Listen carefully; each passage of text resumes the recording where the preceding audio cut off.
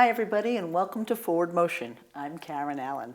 I am very excited because we are in a great location with a very talented guy. And we're going to do two parts because he's made so many films, we actually have to delve into each one. He is a videographer, he is a documentarian, and one of my faves because he's also local and I am a big fan of his films. James Bonato, that's his name, and welcome. Thank you so much, and I know we've known each other for years, which is probably why you're uncomfortable, but I have followed your filmmaking, and I have followed your various video enterprises, because you're a well-known videographer in the area. You do weddings, you do events, you do all kinds of exciting things, which I, as a visionary, so-called, meaning wanting to make documentaries, wanting to make films myself, you've actually done it. So I kind of live through you, and which is why I enjoy your films so much, because they are local. You do them, you travel everywhere, but you're a local guy. You're from Germantown, Maryland. So welcome, and thank you. Thank you for having me, Karen. It's great to be here. I'm very flattered that you have me on your show. Well, and I'll tell you why I'm flattered. Please do. I'm flattered. I've seen the show a number of times. You have some really intriguing people on there. Oh, you're the one who watches. Well, I can't believe you're putting me into that group. So I'm glad to be here. Not only that, I love when, even if I know someone who has worked as hard as you have worked over the years to make your art, and then beyond what you make money doing, to delve into the subjects that really get to you. And that's kind of what I like about your films. Through you, they get to us. I wouldn't even be here with you if I didn't have personal involvement, I mean intimate involvement, feelings-wise, from you making films. I don't know these people, I don't know anybody from your films, but they touch me. And that, I think, is talent. So here you are shooting weddings, events, mitzvahs for years and years. What I want to know first is, why did you want to make films and documentaries? What got you into the other side of it, the side that you're doing for yourself and at your own expense? Absolutely, absolutely. Sure. Well, wow, the 4 documentary films that I've made, they all have a theme to them, and that's what drew me into it. The theme is pretty much perseverance, all right? I think that we have to claw and scrape our way out of our predicaments, and I think the resiliency that we have in each other or in ourselves. Sometimes it's hard for us to see that we have resiliency, but it's there, and I bring that out to the forefront in all of my documentary films. I think we have challenges and obstacles in our life, and I think they're supposed to be there. Otherwise, how would we grow? Okay? And I'm glad that they're there, because if we didn't have those challenges, I wouldn't have any documentary films to make. I don't believe that. I believe that you're an auteur, that you are a complete artist, and that you think about not only the perseverance or the goal of your film, but also how shooting it and how the filmmaking part, the editing part, can actually help send the message that you want to be sent to everybody.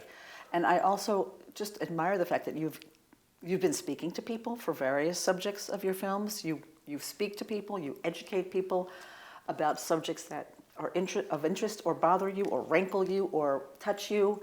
And I'm going to talk about what my favorite of your films is. Oh, okay. Because it's a two-parter, and that's because we have 2 films to talk about in the first half. And the next film, which will be part 2, we'll talk about the other 2 films. Okay. But that's because I want to hear a lot about it, and also the fact that you organize these things yourself and travel all over the place at your own expense to get certain people on camera and then edit it together. This takes time, and it is not money-making. No. Your money-making job, the job that pays your mortgage, is more of your videography. That's right. For weddings and things like that. Now, weddings are beautiful. By the way, you do a beautiful wedding. You do beautiful events. I mean, that takes a certain talent.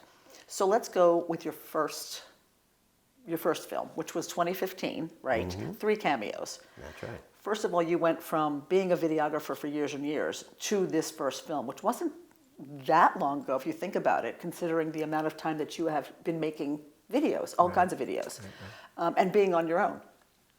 Why in 2015 did you decide, okay, here's what I'm going to do. I'm going to do this film, because the first one has to be the hardest to get going on, because none of us can get, most of us have that challenge in getting going anyway. Oh, I'm going to do this, I'm going to do this. You did it. So can you talk about that a little? Sure. What's your method of madness? Because I think Right. it's madness, but also art.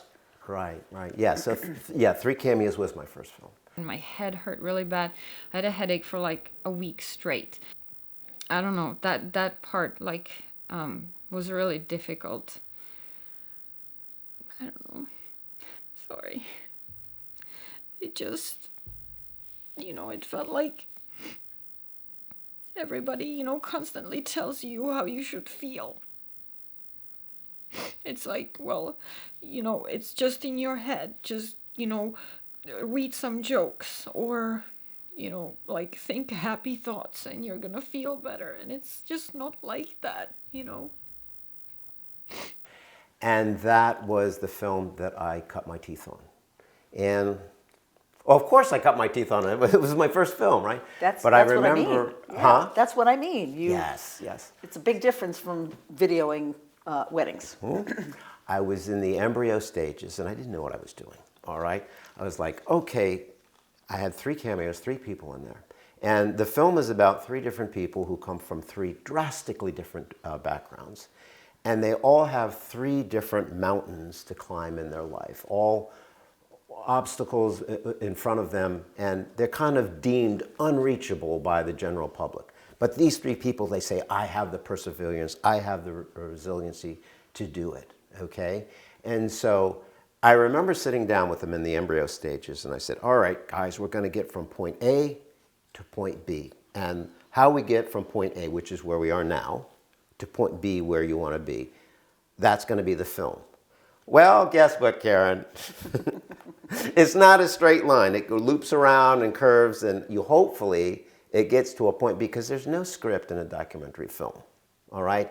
And I was not prepared for that at all. As a matter of fact, I ended up losing my first 3 people. I joke with my other documentary film colleagues, and I say, it really should be called 7 Cameos, because it took 7 people to get to the final 3.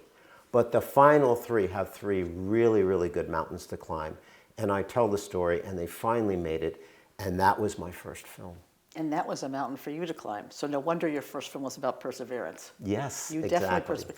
You have to produce. I'm a producer. I know what it's like. You have to do the legwork to try to find people, and then those people pre-interview them, and then eliminate who is not like the ultimate, or whatever reasons you would lose them, for example, or it took you longer to. I mean, just nothing goes as planned, because it's kind of hard to have a plan, like you said, with a documentary, unless you're like a consummate professional, which you now are, I think. Anyway, so those 3 that you got, can you just briefly say what each mountain they had to climb?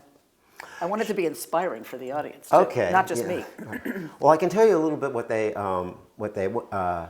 their goal was. One wanted to make a book, one wanted to be an architect, and one wanted to run a 5K race on one leg, okay? And of those 3 stories, I don't want to tell you, Karen, which one of the 3 makes their goal. Maybe all 3 of them do.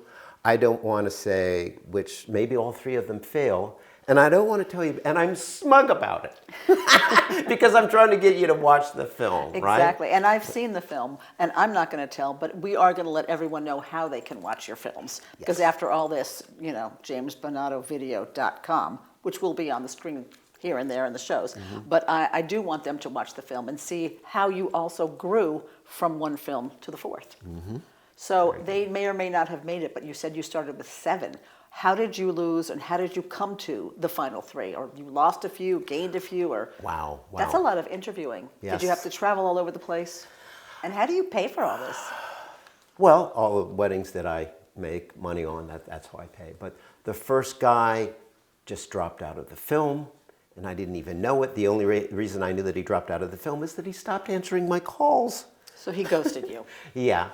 And you know what? I was angry about it at the time, but now I'm glad that it happened, because he didn't have that perseverance and that resiliency that I was looking for.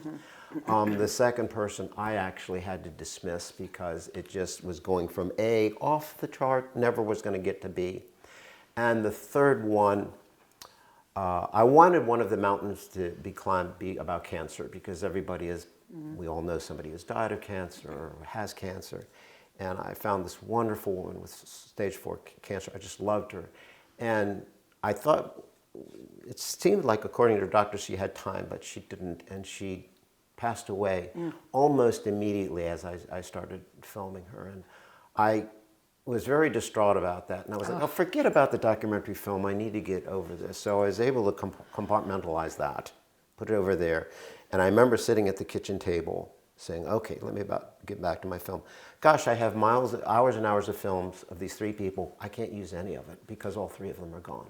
But I finally wound up with the 3 that it's so sad because when doing this and you have settled on someone because you had to find them. I don't know how you found these people because you don't work in a newsroom where one tells one and you have all these resources in a newsroom. You had to like look these people up or find them somewhere. I mean, did you use support groups or anything? Many different sources all over the place, whatever you can think of. Oh yeah. And a lot of time. How long do you think this film took for you to make? From A to Z? Oh, 2 years for that first one. Wow. The other ones went much quicker. Well, it was your first. You know, totally understand that. And I think you probably value that in retrospect because it taught you everything. Yeah. You tragically lost a few. Somebody ghosted you. Welcome to the world of regular producing, right? I mean, that happens all the time. But when you're doing a private thing with a goal in mind, I feel like maybe you could use some of those clips at some point in the future. Yeah, maybe. Because you've probably got some good stuff on camera. Yeah. You know, that families might want to see eventually in perseverance of other people. So-and-so tried. Anyway, it's your filmmaking, not mine. All right, so that was 3 cameos. How was the film received? It was received wonderfully. I wanted to get into that a little later because it was a build-on of a couple of other films that I had. Okay, so we'll talk about that. We'll pick up on that because it's not like you have, I'm the head of the AMC theaters and I'm going to put it in my chain of theaters. Right. So there's extra work in just trying to get people to see it and I guess entering it in festivals and things like that as well. A little bit of that, but once I get into the second film, you'll see how it's reflected in the first film. Okay, good, because the second film, I'm just going to say it now, I loved that film. It's called The Smith Perspective. That is my favorite of all of your films. That is where I feel that I saw James' heart and soul the most in this family. Talk about who the Smiths are. I still cannot get over that film. We talked to I think it was 2 or 3 doctors, and they said, it's inoperable. We can't touch it. If we go in that area, it'll kill her. So what if we get the tumor out? What are our chances of full recovery? They said, well, they're slim. If we enter that area of the brain, if we can get all the tumor, she's likely going to be paralyzed on the right side. I guess because I'm a people person, and your films this is about a family, a team in a way, and how they work together. Tell me more. Yes. The Smith Perspective absolutely fell into my lap. Now, you probably could make the argument that all 4 of my documentary films fell into my lap because I don't seek out the subjects of my documentary film. The subjects of my documentary film come to me. And that's the way it was with the Smith Perspective. But how? Well, I'll tell you. First of all, the Smith Perspective is a beautiful story about this family of 4, mother, father, and 2 sons. And I was having a business meeting with the husband, the father of the family. And it was a one-to-one business meeting. It was at a coffee shop. And when you have these meetings, lots of times you talk about personal stuff. And Joe Smith started talking to me about his family. And by the end of the one-on-one meeting, I looked at him straight in the eye and I kind of folded my arms and said, hey, Joe, I want to do a documentary film on your family. And he said, what? And I said, your story needs to be told. I want to tell it. And it's got merit. Your story has merit. So that's how it came to be. Now, when I make a documentary film, if it's in my heart to make it, nothing's going to stop me from making the film. Okay? I don't care how long it takes to make. I don't care what it costs. And I also don't care how hard it is. Okay? And the challenge with the Smith perspective was I had to get Joe Smith to convince his family to be in the film, and he did. And as the film progresses, as you're watching the film, you immediately know why I made the film, okay? Because it's centered around the mother of she's the matriarch of the family, and how her husband rallies around her and her two sons, okay? And what's going on with her? She is a quadriplegic, all right, and she also has some difficulty with vocalizations and stuff like that. By the time you get to the end of the film, when the music fades down to zero, when the end credits are rolling and the picture goes black, you go, you know, this is a story about courage.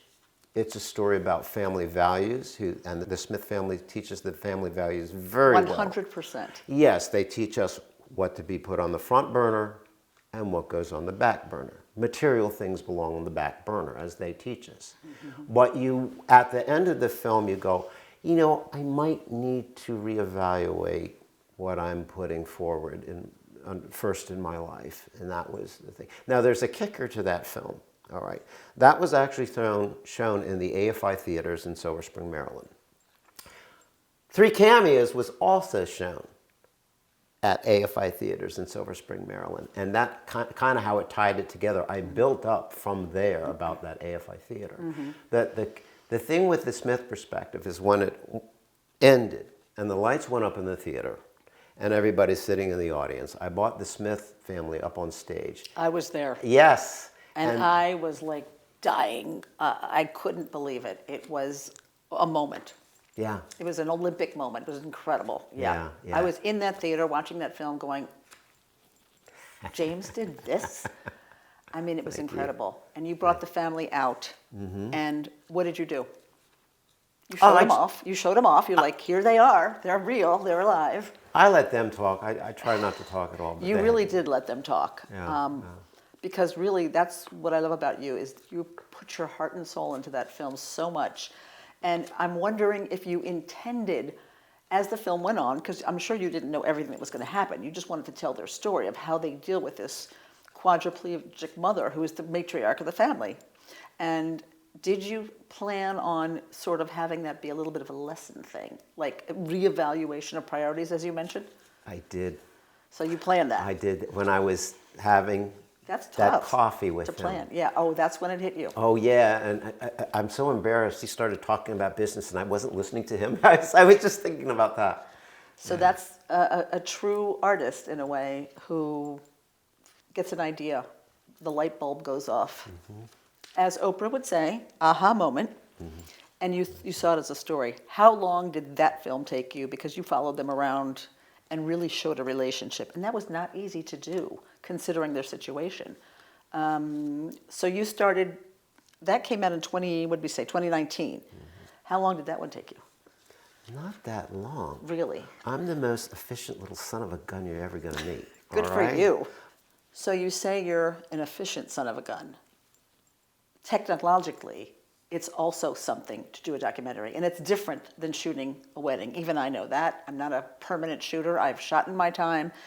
But how do you manage to stay on top of things technologically, and because you travel, you have to have a different set of, I guess, equipment than you would have for just showing up at a wedding. Am I right? Oh gosh, yes. It is so hard to stand on the cutting edge, You know, I first started and I used to shoot on VHS. I don't even know if half of our audience knows what VHS is.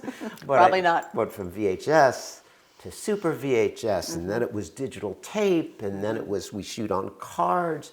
And I shot my first documentary film, 3 Cameos, on an HD system.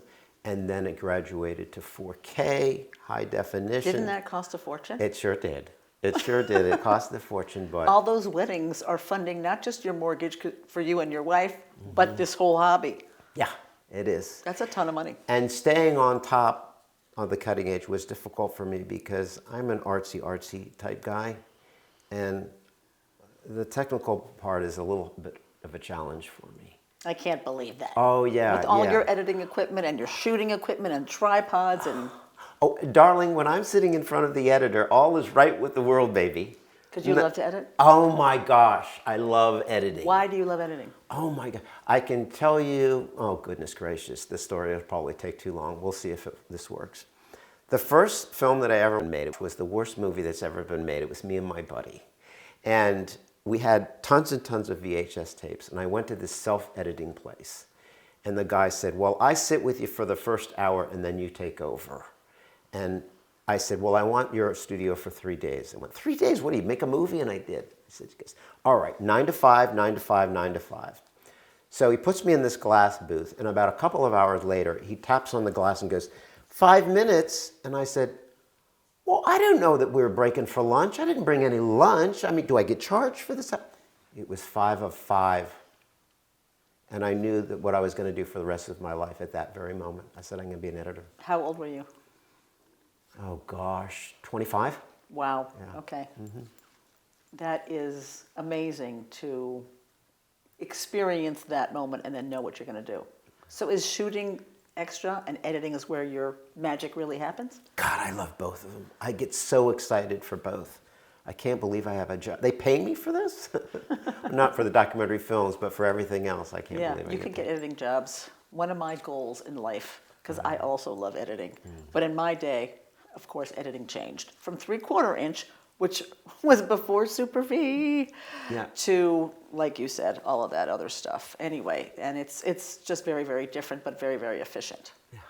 3 cameos took forever because I kept losing the people, but the Smith family was intact. So I don't think that was more than 4 or 5 months, maybe 4 months. Including editing?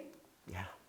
You are an editor extraordinaire. And I just want to mention, you're editing the show for me. Thank you. Because I know it's going to be efficient and exact, and I really appreciate that. But in this case, did you feel, what was the fallout from that one? Because that's the one I fawn over the most. I have had the 4 people, the 4 films I've made, I secretly say, hey, guys, for the people who have seen all 4 films, what's your favorite? All 4 of them get votes, but the Smith perspective gets the most votes. And it's because it is so personal and so intimate. And you really, I think I see you in the shooting and in the interviews, in the selection of shots, because editing also tells a story. I'm going to ask you about that in a minute. But the Smith perspective, did you enter it in any festivals or anything? I thought that should be seen by everybody. I'm not really a festival type of guy. I kind of make my documentary films. The reason why I make them is not for festivals and stuff like that. I just want to change the little eensy-weensy bit part of my world and my little corner to make a positive change in people. That's why we connect so well. That's what I wanted to do with this show. A non-profit, non-salaried, everybody working for free show for 30 some odd years. And I feel that's kind of why we connect so well. Because if you can just change a little bit of someone's day somehow with some information or something they can use or to inspire them or keep them going, especially in this day and age, that is everything. And it really comes into play by the 4th film, which I guess we'll talk about in part 2. That's true. We'll talk about in part 2. Yeah. I feel like even though you don't make films for festivals, you should enter it around because films get publicity and then they're seen. And for you to get the AFI Theater that day and invite all these people, and it was a packed house, I was like so enthralled. And, you know, so much respect and admiration for the work it took to put into that film. I'll never get over it because that is one film that, you know, I would pay to see at a box office. Because it's so much better having that kind of documentary than some of the, I guess, commercial films. And I'm a big doc fan, so I love documentaries. But this was so real and so raw. By the way, how is the Smith family today? Oh, they're doing fantastic. Because you just keep thinking the other shoe is going to drop with this mom who is disabled and how they have to rally around her and survive. And now they're thriving, you're saying. Yes. Oh, I'm very much in touch with Joe Smith all the time. Yeah, That's wonderful. He's been great. And it was great to hear him chatting at the end and talking about his family and everything. He's an excellent spokesman. Yes, he is. Just to mention a little bit more about the film, because I'm still very crazy about it. The 2 sons are, how old are they during the film? Because they're not babies. They're old enough to participate, but too young to decide the fate of the family, right? Essentially. Right. They're still growing.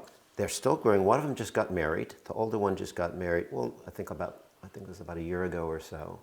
And then the other one is still thriving, and he's the younger one. But yeah, they're both doing very well. And the mother's doing well as well. That's amazing that the mother is doing so well, because I don't know how they pull together when you have someone so severely disabled and you are not wealthy and you have everything, I guess, working not against you, but it's a hard road. Anyone who has a disabled person in their lives, and many of us do, have to work extra hard to care for that person. We know that caregiving is a big deal, and I have done a lot on this show on caregiving because it is such an investment. And that is your caregiving was in the care you took in making this film, which it still blew my mind, and I can't stop talking about it. And I'm going to once again mention jamesbonato.com, correct? Correct me if I'm wrong. Sometimes I forget websites. But that film, that's where people can go to see your films, right? Absolutely. You can see all 4 of the films on the website. Okay, and that's free. You can. James is not charging any money. He just wants to share an experience, and I also especially want to share the one on the Smith family because it's so amazing. It's a wonderful, wonderful film, and I'm glad to see that the family is surviving. All right, well, we have 2 more films to go, and we're going to enjoy those in the next part. So in the meantime, temporarily, I'm going to say thank you to James, and once again, it's jamesbonatovideo.com. And just if you want to get in touch with me, as always, it's FOMO726@gmail.com. And I get so many emails. Kidding, I need some emails. Please communicate with me, okay? I'd love to hear what you think about this show or any of the others that we have done. And anyway, so I'm Karen Allen. We will see you next time. And James next time too. Take care. See you in part 2. Bye-bye.